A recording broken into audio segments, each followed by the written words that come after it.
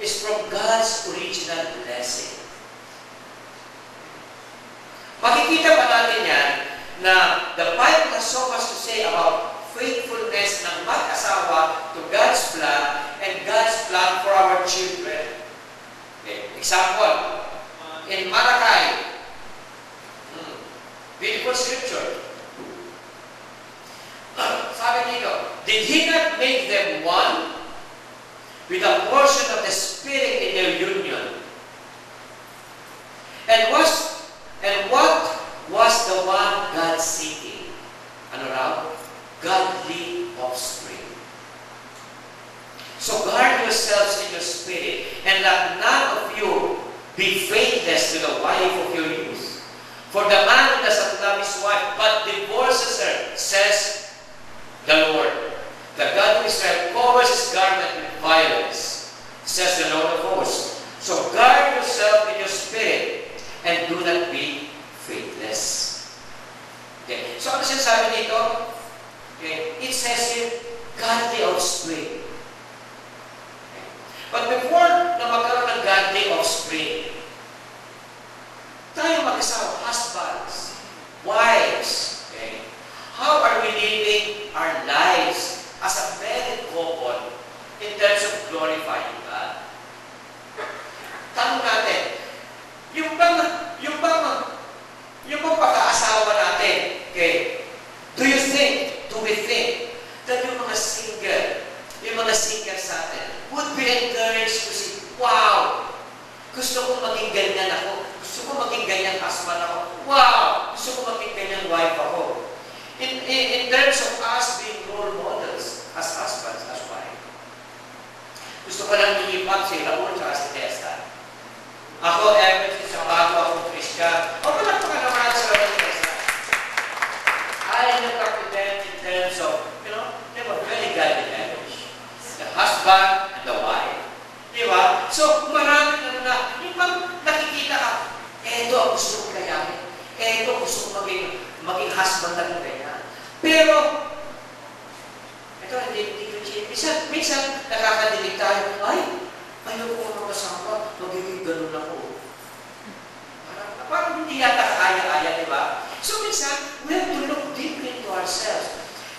Ako ba, in my marriage as a husband, in my marriage, in my union as a wife, can I say that other people would see my marriage and they would say, wow, yan ang gusto ko, magkaasawa ko, dahil gusto kong gayahin ang buhay na yan. Because at the end of the day, as Christians, God is being glorified through our marriage.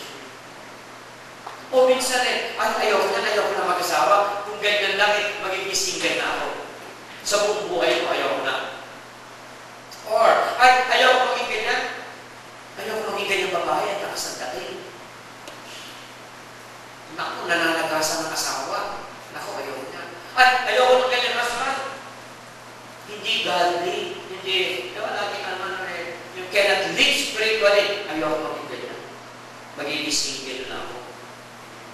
So guys, this is the time that we can talk to each other. We were created. Ang ginawa ng Diyos based on the scriptures. Si babae, si lalaki, pinagsama niya to glorify Him. Magkaroon ng mga anak to glorify Him. And in the scripture, godly offspring. Ang role natin, we have a role as a husband, as a wife. We also have a role being a father and a mother. Masasabi ba rin natin na we are raising our kids in a godly way?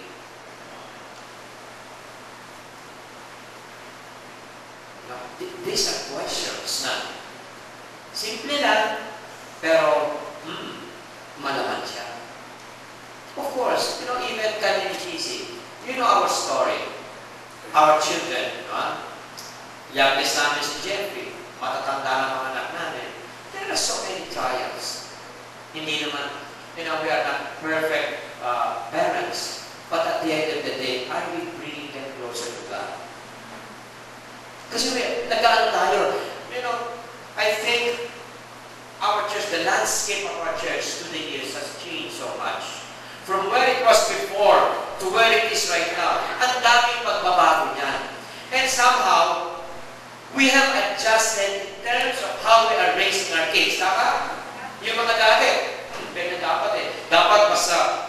Leader ka, ang mga anak ko, disciple lahat. So parang pressure, ano?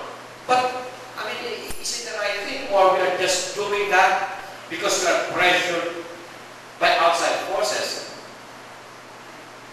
Hindi dahil, this is glorifying God. So my challenge, sa mga husbands and wives, in your role as parents, raise our kids in a very godly way. Godly also, yung hinahanap niya. And in here, naano lang ako, while I was reading this, so guard yourselves in your spirit. So bago ka, before you can even relate to your spouse, how are you spiritually? You have to look at yourself. Guard yourself in your spirit. You cannot be, each and every one of us here, we cannot be good husbands. We cannot give what we don't have. It all starts with our personal relationship with God. Kung doon pa lang hindi na tayo hindi magandang personal relationship with God, somehow as men, as leaders of the household, nakikita ng mga asawa natin yan. Cheesy, nakikita niyan, basta hindi ako godly. Kasi lagi kami magkasama, lagi magkasama-sama mo eh. Mas alam ng asawa mo, ang all sa buong mundo kung paano ka. So, especially men, kung hindi ka aya-aya on how we are spiritually, how can we lead our wives? How can we lead our family? It all starts in our leadership. It all starts in our spirituality, men, husbands, fathers. Kaya ito, after so many years, and let none of you be faithless to the wife of your youth. Siguro nagsasalita nito matanda na, no? Naaalala niya. Huwag ka maging faithful. Maski nung kabataan, hanggang ngayon, faithful ka pa. Sino pa yung mga men dito more than 20 years? Okay. Mukhang bata pa naman kayo. Ay, hindi pa na. More than 20 years.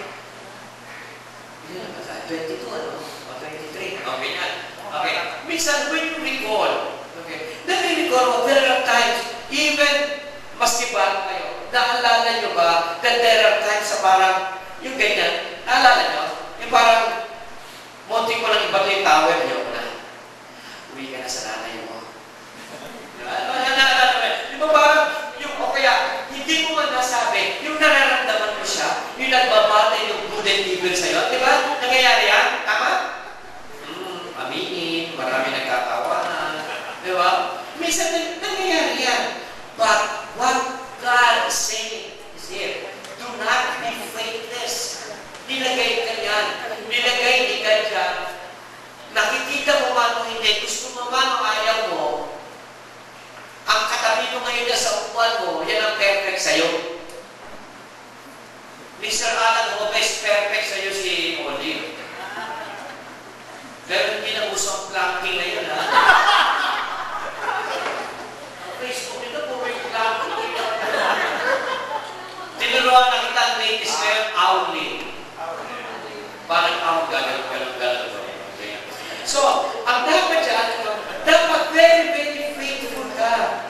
Maski at times, hindi ko sin, you should be very faithful. Kami ni Jesus in our 22 years, there were times, nangyari naman, yung mga una namin, nauwi na yan sa bahay nila. Tama? I would just like to share. Kasi that was the time na talaga ang hirap eh. Hindi pa kami disciple. Marami pa akong vision. Talagang mahirap talaga. But I think God is so faithful. And at times that we do not see. At times nakikita natin, especially kung nagbabang, mahirap makita si Kristo. Mahirap makita ang kagandahan ng asawa mo kung nagbabang kayo. Tama? Tama, di ba? Yung parang nakabantay ka, mali siya, ganun. Nakabantay ka. But God is saying, again, do not. So bago nga yung do not be faithless it starts here. So guard yourselves in what? In your spirit. Guard yourselves in spirit mo. Because the natural tendency of a human being, especially kung lagi kayo magkasama,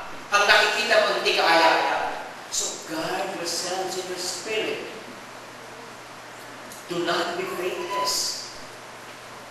And I know, ako mag-usapan tayong diretso rito. Many marriages here, even in this room in AMS, may not be doing right. Saan mag-uumpisa yan? Mag-uumpisa magbabago ng asawa mo o ikaw? Ikaw. Your spirit, guard yourselves in your spirit. It all starts there. Okay? So that's the only time that we can unleash our potential to glorify through our marriage. We cannot glorify God if yung direct union natin dito, the marriage, is an entity. Kung dito pala, hindi na maayos, parang first step, hindi na maayos eh. You cannot go the second, the third step. If the first step, kayo hindi maayos, sabit na kayo. Kung walang second, walang third, gato pa na wala, sarado na tindahan. Okay? Ito, na-overlook ito. Okay? Yung sinasabi na yung sa scripture, increase and multiply in number, and subdue and have dominion over all the earth. Tama? Ano ba yung sabihin sa subdue? The role of a husband and a wife. Okay? Subdue means to almost experience the battle to the vanquishing enemies and battle, an allusion to the realities of spiritual warfare on foreign earth, but with the hope of eventual victory. Ito, yung to subdue, yung parang yung mga hindi kaaya-aya, mga negative things that hinders us from glorifying God, we have to overcome that as a husband and as a wife. And ano pang sinasabi niya sa scripture ng Genesis 1 verse 20? To have dominion. Tama, di ba? Nasa scripture yan, to have dominion. So what does it mean? It implies that the way we are God-given desires to be expressed for the glory of God